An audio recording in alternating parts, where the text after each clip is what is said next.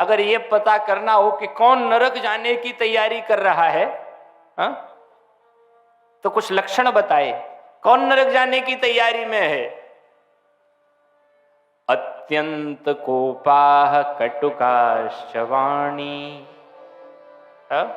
सबसे पहला बोले अत्यंत कोपह, हर समय महाराज 24 घंटे नाक पर ही गुस्सा धरा रहे। अच्छा, गुस्से का भी बड़ा खेल है। गुस्सा भी हमेशा नीचे वाले पर आता है, हा? अपने ऊपर वाले पे कभी क्रोध नहीं आ सकता। ऑफिस में जाओ और ऑफिस में जो ऊपर का अधिकारी हो, जो बॉस हो, वो खूब जोर से फटकार दे, गधा है बिल्कुल, काम नहीं करता, बिना काम का, नाकारा, निकम्मा। कोई है जो कह दे कि तू निकम्मा? कोई कह सकता है? कोई नहीं कह सकता। बिल्कुल बेकार हो, बोले यस सर। कुछ नहीं जानते, बोले यस सर। वहां सर ही सर करना पड़ेगा। फिर क्या होगा? बोले फिर घर आएंगे, और जब शाम को घर आएंगे तब फिर क्रोध जो है वो ट्रांसफर होगा। घर पे आए, पूछा आप चाय तो नहीं पियोगी? चाय पिलाने की बात करती है, खून पी रही है 15 साल से मेरा। अरे वो भी सोचती है, सुबह तो कह रहा था कि तेरे लिए चांद तारे तोड़ लाऊं, वो अब खोपड़ी तोड़ने की बात करे। अच्छा, फिर यहां देखो, उसको क्रोध आया, वहां निकला, उसने क्या किया? बोले तब तक छोटा सा बच्चा मम्मी मम्मी करता आया, उसने 2 लगाए।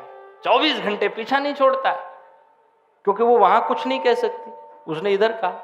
आजकल कह देती हैं, बराबर हिसाब कर देती हैं उसी समय, वो अलग बात है, लेकिन कायदे से वो फिर अच्छा, बच्चे ने क्या किया? बोले बच्चा का खिलौना रुई का, गुड़िया जो होती है, उसने गुड़िया की टांग खींची, कान खींचे, बाल खींचे, और सब सीताराम। अगर खिलौना भी कुछ कर सकता तो वो भी किसी पे निकाल देता है। ये तो मेहरबानी है कि वो कुछ कर नहीं सकता है। तो क्रोध बहुत प्रसन्नता की कोई बात हो तो हम लोग किसी को बताना नहीं चाहते। क्या कहते हैं? अरे बोले किसी से कहो नजर लग जाएगी, है? कोई घर में अच्छा काम, कोई प्रसन्नता की बात हो, क्या हुआ? बोले नजर न लग जाए। बड़ी मूर्खता की बात है महाराज। अरे क्रोध को बांट रहे हैं, दुख को बांट रहे हैं। क्रोध किसका श्रेष्ठ है? शास्त्र कहते हैं उत्तमेषु क्षणम कोपम। सबसे उत्तम क्रोध कौन सा है? बोले एक क्षण के लिए आवे। उत्तमेषु क्षणम कोपम मध्यमे घटिका द्वयम। जो 2 घड़ी जिसका क्रोध टिक गया, 2 घड़ी का अर्थ है आधा घंटा, 1 घंटा आप मान लीजिए, वो मध्यम कोटि का है। और अधमे स्यात् अहोरात्रम। आज का गुस्सा जो कल लेके बैठा है वो बहुत गड़बड़ है, चांडाल के समान है। हा? रात गई बात गई महाराज, उसको वहीं छोड़ दिया जाए। तो नरकगामियों के लक्षण क्या हैं?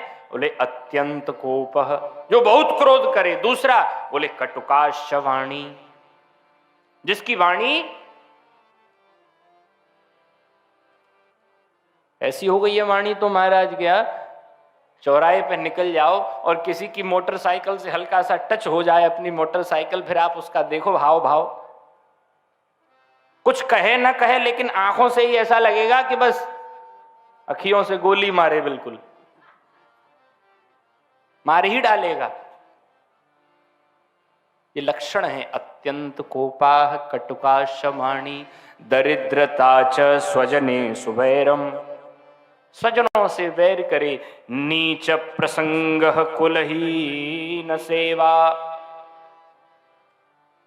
नीच प्रसंग, जिसका आचरण शुद्ध नहीं है, जिसकी संगति बिगड़ी हुई है, जो अशुद्ध संगत में पड़ा है, ऐसे लोग चिन्नानि देहे नरकागतानाम।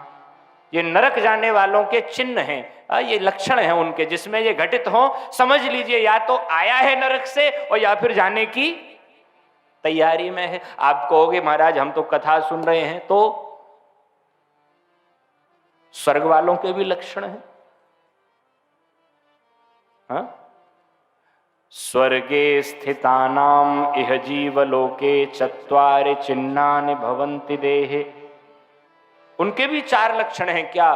बोले कथा प्रसंग रुचिराश्च वाणी।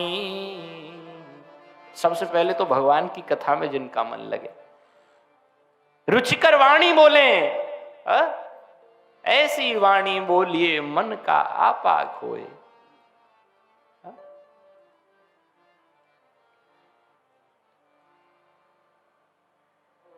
कथा प्रसंग रुचिराश्वाणी देवार्चनम ब्राह्मण तर्पणम च।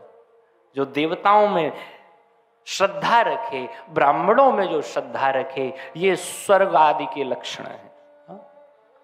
बाकी तो नाम तो किसी के भी आगे आप स्वर्गवासी लिख दो, सबके आगे स्वर्गीय वासी लिखा रहता है, नरकवासी तो कोई हुआ ही नहीं चिट्ठी में।